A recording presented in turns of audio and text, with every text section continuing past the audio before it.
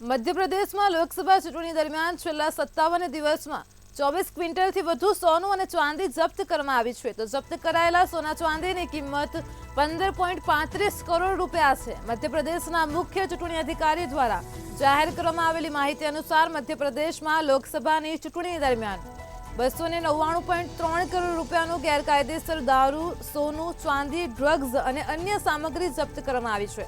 તો મધ્યપ્રદેશમાં લોકસભા ચૂંટણીના ચોથા તબક્કામાં આજે 8 લોકસભા બેઠક પર મતદાન પૂર્ણ થયું અને ત્યારે છેલ્લા 2 દિવસમાં 1.17 કરોડ રૂપિયાની સામગ્રી જપ્ત કરવામાં આવી છે.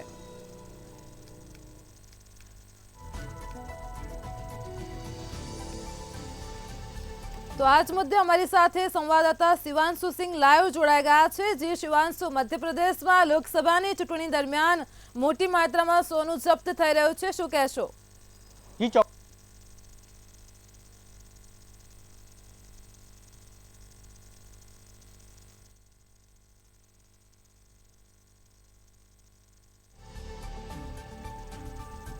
તો મધ્યપ્રદેશમાં લોકસભાની ચૂંટણી દરમિયાન 15.35 કરોડ જેટલું સોનું જપ્ત થયું છે.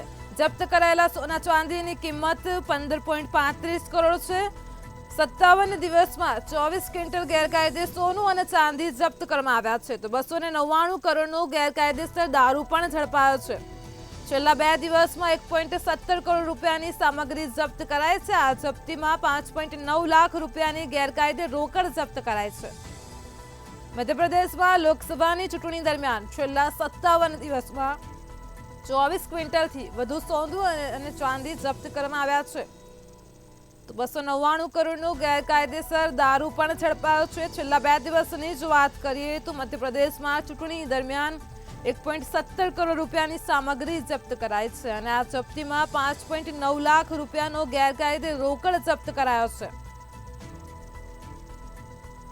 તો આ જપ્ત કરાયેલા સોના ચાંદીની કિંમત 15.35 કરોડ રૂપિયા છે.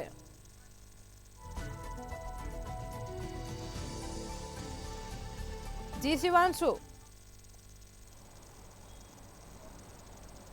એ ચોક્કસ વાત કરવામાં આવે કે જે રીતે લોકસભા ઇલેક્શન હોય કે વિધાનસભાના ઇલેક્શન હોય તેવામાં તમામ ચેકિંગ ચાલતી હોય છે. તેવામાં કહી શકાય રાજકીય પક્ષો દ્વારા જે ચાંદીનો વ્યવહાર હોય કે સોનાનો વ્યવહાર હોય કે દારૂનો વ્યવહાર હોય, તમામ પ્રકારની બેનામી સંપત્તિઓ જે છે તે અધિકારીઓ દ્વારા પકડવામાં આવતી હોય છે. ત્યારે વાત કરીએ તો મધ્યપ્રદેશમાં જે છે 57 દિવસની અંદર સૌથી વધારે સોનાની જે છે તે પકડવામાં આવ્યો છે. સાથે વાત કરીએ તો 24 ક્વિન્ટલ જેટલો જે સોનો છે તે હાલ જે છે ચૂંટણી અધિકારીઓ દ્વારા પકડવામાં આવે છે. વાત કરવામાં આવે કે જે રીતે ટોટલ આપણે કરીએ 3 કરોડથી વધુ જે છે તે મધ્યપ્રદેશમાં જે છે તે દારૂ અને સોના ચાંદી સહિતના તમામ મુદ્દામાલ જપ્ત કરવામાં આવ્યો છે. અને સાથે જ્યારે આ 24 કલાક જ્યારે રહ્યા હોય, ચોથા તબક્કાનો જ્યારે મતદાન થવાનું હોય ત્યારે આજે કહી શકાય 1 કરોડથી વધુનો જે મુદ્દામાલ છે ચૂંટણી અધિકારીઓ દ્વારા જે છે તે જપ્ત કરી લેવામાં આવ્યો છે. સ્વાભાવિક છે કે જે રીતે ચૂંટણી નજદીક આવતી હોય છે ત્યારે રાજકીય પક્ષો દ્વારા લોકોને લોભ લાલચ આપવા માટે એ તમામ પ્રકારની સામગ્રીઓ અને તમામ પ્રકારની વસ્તુઓ રાખતા હોય છે અને તેનાથી લોભ લાલચ આપીને અને પોતાને વોટ આપવા માટે એ તમામ પ્રકારની વસ્તુઓનો ઇસ્તેમાલ કરતા હોય છે. જી શિવાંશુ, સમગ્ર માહિતી બદલ આપનો આભાર.